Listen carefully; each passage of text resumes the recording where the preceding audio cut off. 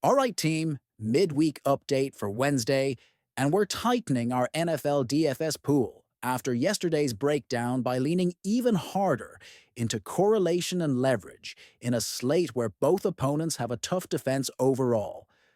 Quarterback first, and we're staying the course. We're still on Sam Darnold at 16,200 with a dash rank of 118 projected points against New England, who have a tough defense overall. The why hasn't changed. The passing tree has condensed around Jackson Smith and Jigba, and Darnold's 30 fantasy points one game ago confirms ceiling in this environment.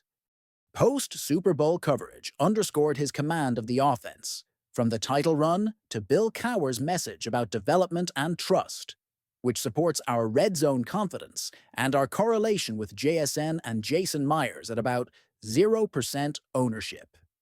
We're also keeping Drake May at 16,500 with a dash rank of 95 and 21 projected points versus Seattle, who have a tough defense overall. He's logged 16, 17, and 19 fantasy points, and at about 0% ownership, he remains a sharp tournament pivot.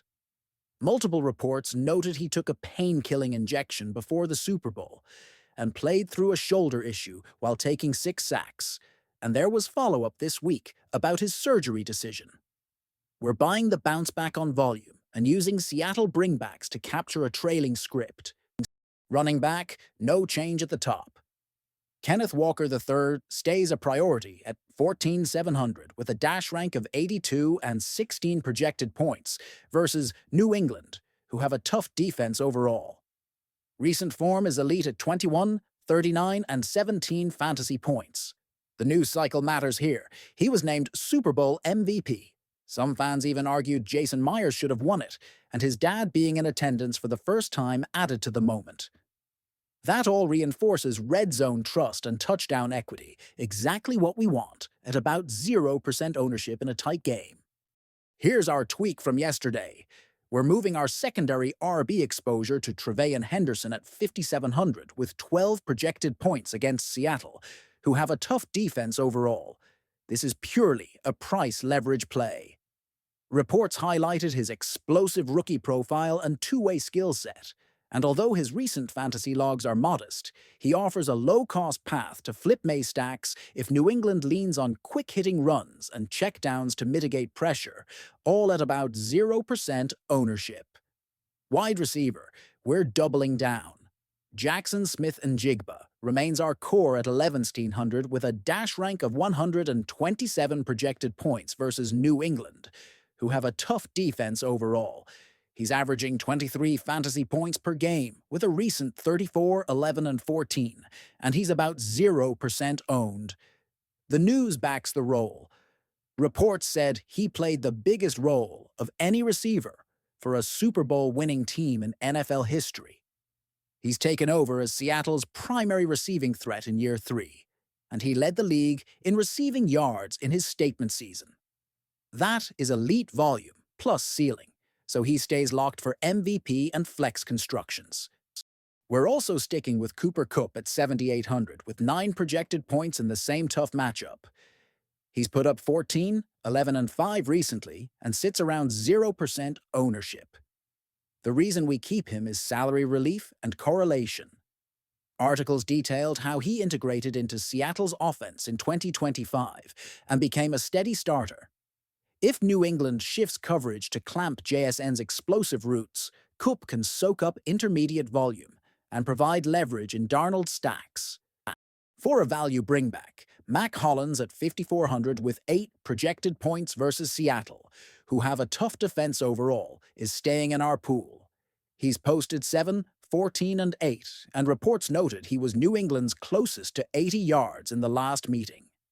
At about 0% ownership, he's a cost-effective way to complete May stacks or to mini-stack against JSN. Tight end update, and this is a change from yesterday. We're pivoting from our New England punt TE to Hunter Henry at 10,500 with 10 projected points against Seattle, who have a tough defense overall. Recent games of 3, 2, and 15 underline volatility, but the why is red zone usage and a likely quick game plan when pressure hits.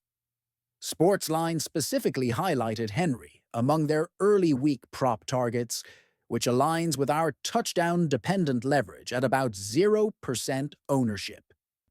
We're still keeping A.J. Barner at 7,200 with 8 projected points versus New England, who have a tough defense overall, as a salary-saving Seattle pivot that fits Darnold stacks when red zone targets swing away from JSN. Kicker, no change. Jason Myers is a core piece at 8,100 with 11 projected points versus New England, who have a tough defense overall. He's logged 7, 11, and 8 and sits at about 0% ownership. The news backs our thesis. He kicked 5 field goals in the Super Bowl, the most ever by a kicker, and there was real MVP chatter. In a game where drives may stall in scoring range, Myers correlates perfectly with Darnold and JSN while providing floor and ceiling. Andy Borregales remains in play at 7,500 with 9 projected points against Seattle, who have a tough defense overall. He's produced 4, 4, and 10, and reports praised his standout rookie season and consistency. If New England settles for attempts, Borregales captures the points in May builds or as a one-off bringback. Defense. We're holding Patriots DST at 6,000 with 6 projected points and recent scores of 12, 7, and 5. By the numbers, their opponent rank is 14, which means they face a middle-of-the-pack defense overall on the other side. But our angle is leverage. The field wants Seattle's stars after the Super Bowl run, and this defense at about 0% ownership can pay off if pressure and turnovers show up. For flex construction, nothing changes at the top. We're centering builds around JSN, given the Dash rank 127-point projection, and Kenneth Walker III remains our alternate flex for touchdown equity after the MVP confirmed role. For a salary saver in certain formats, the Seahawks team at 4,400 with a Dash rank of 53 and 5 projected points faces an opponent with a middle-of-the-pack defense overall and offers cheap correlation in Seattle-heavy stacks at about 0% ownership. To recap the strategy updates from yesterday, Darnold with JSN and Myers is still our primary stack because of consolidated volume and red zone stability. And we're bringing back with either Henry or Hollins when we want Patriots exposure. If you want to flip the build, stack May with Henry or Borregales, and bring back JSN to capture a trailing script with field leverage. The big changes are moving our secondary RB exposure to Trevayon Henderson for price leverage and elevating Hunter Henry as our New England tight end over yesterday's punt because of his red zone path, and the quick game narrative backed by early prop coverage. We're leaning into the same core reasons as yesterday, now with reinforced news. Darnold's title, run, and trust, JSN's historic Super Bowl impact and WR1 takeover, Walker's MVP touch profile, Myers' record-setting field goals, and May's shoulder context driving ownership down. In a slate facing tough defenses overall, we want the most secure roles, correlated scoring, and low ownership. Let's build accordingly.